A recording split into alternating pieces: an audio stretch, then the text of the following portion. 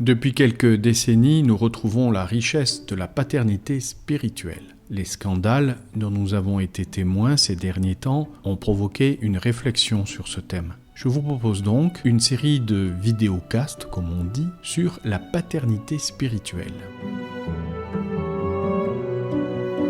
Alors aujourd'hui, ça commence un peu fort, car nous allons nous demander si les chrétiens n'ont pas trahi la parole de Jésus. Souvenez-vous ce que dit Jésus, « N'appelez personne Père, car vous n'en avez qu'un seul, le Père des cieux. »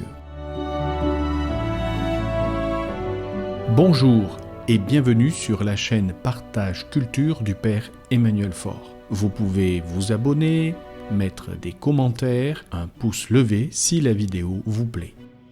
C'est bien beau de parler de paternité spirituelle, j'aurais même envie de dire de paternité tout court, car voilà ce que déclare Jésus. C'est dans l'évangile de Saint Matthieu, je vous donne les références. C'est le chapitre 23, des versets 8 à 11. « Pour vous, ne vous faites pas appeler Rabbi, car vous n'avez qu'un maître, et tous vous êtes des frères. N'appelez personne votre Père sur la terre, car vous n'avez qu'un, le Père céleste. Ne vous faites pas non plus appeler directeur, car vous n'avez qu'un directeur, le Christ. Le plus grand parmi vous sera votre serviteur. » Comment comprendre ce texte? Car même ceux qui reprochent à l'Église de ne pas obéir à Jésus n'osent pas aller jusqu'à interdire à leurs enfants de les appeler père ou papa. Bien des paroles de Jésus n'ont jamais fait l'objet d'une application littérale, parce que sinon on verrait certaines communautés ou certains groupes ou certaines assemblées qui ne seraient que des assemblées de cul-de-jatte, ou de borgnes ou d'aveugles et de manchots. Vous savez, quand Jésus dit si tu pêches avec ta main, mieux vaut couper ta main, et comme ça, mieux vaut rentrer manchot dans le royaume de Dieu que aller avec ses deux mains dans la géhenne. Alors, comment interpréter le texte de Jésus ? N'appelez personne Père, car vous n'avez qu'un seul Père. Comment l'interpréter ? Je vais vous donner 2 clés de lecture pour toute étude de texte.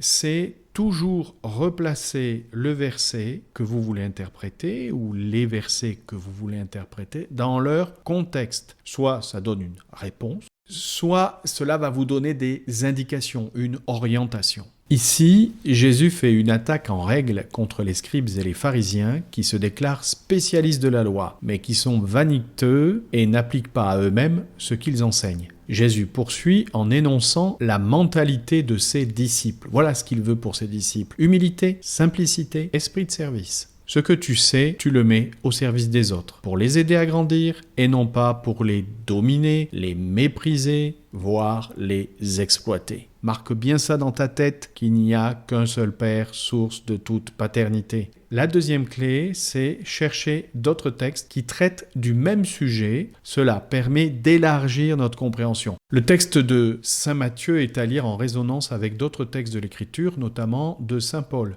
La première épître aux Thessaloniciens, qui est certainement le premier écrit du Nouveau Testament, Paul affirme sa paternité spirituelle qu'il partage avec ses collaborateurs Sylvain et Timothée. Voilà ce qu'il écrit dans la première épître aux Thessaloniciens. « Comme un père pour ses enfants, vous le savez, nous vous avons, chacun de vous, exhorté, encouragé, adjuré de mener une vie digne de Dieu, comme un père pour ses enfants. » Alors, on ne sait pas si Paul se faisait appeler père.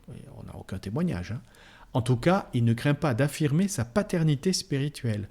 Écoutez ce qu'il dit aux Galates, c'est chapitre 4, verset 19. « Mes petits enfants, vous que j'enfante à nouveau dans la douleur jusqu'à ce que le Christ soit formé en vous. » Un passage magnifique, cette formation du Christ en nous. Et ce passage fait écho à la première épître aux Corinthiens. « Auriez-vous en effet des milliers de pédagogues dans le Christ, que vous n'avez pas plusieurs pères ? Car c'est moi qui, par l'Évangile, vous ai engendré dans le Christ Jésus. » Paul, il n'a pas peur. Une parole de l'Épître aux Éphésiens nous donne l'orientation fondamentale et elle résonne pleinement avec ce passage de Saint Matthieu que nous avons lu au début. Paul déclare « Je fléchis les genoux en présence du Père, de qui toute paternité au ciel et sur la terre tire son nom. » Toute paternité, toute maternité sur terre participe de l'unique paternité divine, source de toute paternité. Tu ne peux être vraiment père, mère, que ce soit au niveau humain, spirituel, que dans cette conscience de cette vérité. Sinon, tu vas t'approprier ceux qui te sont confiés, tes enfants, tes paroissiens, les membres de ta communauté. Paul obéit à la parole de Jésus, car tout en affirmant sa paternité spirituelle, il appelle frères les chrétiens auxquels il s'adresse. Matthieu, dans son évangile, parle très souvent du Père des cieux. C'est un des points fondamentaux du message de Jésus. Il nous révèle le Père des cieux dont il est le Fils. Saint Jean aussi met encore plus l'accent sur la révélation du Père. Nous avons besoin de bien comprendre qui est ce Père très bon. Il nous faut purifier toutes nos fausses idées, nos expériences de la paternité qui sont blessées par le péché. Jésus nous fait découvrir le vrai visage de Dieu le Père. Il nous fait découvrir que le Dieu créateur est Père. Quel mystère! De là découlent des relations inouïes entre Dieu et l'homme. La paternité de Dieu nous fait voir sous un jour nouveau notre propre paternité, notre propre maternité. Comme l'écrivait un évêque, la paternité divine n'est pas une projection de la paternité humaine, c'est la paternité humaine qui reflète celle de Dieu. C'est ça que nous dit Jésus dans ce passage de Matthieu 23, de façon un peu forte. Vous n'avez qu'un seul Père. Attention, tu n'es pas la source.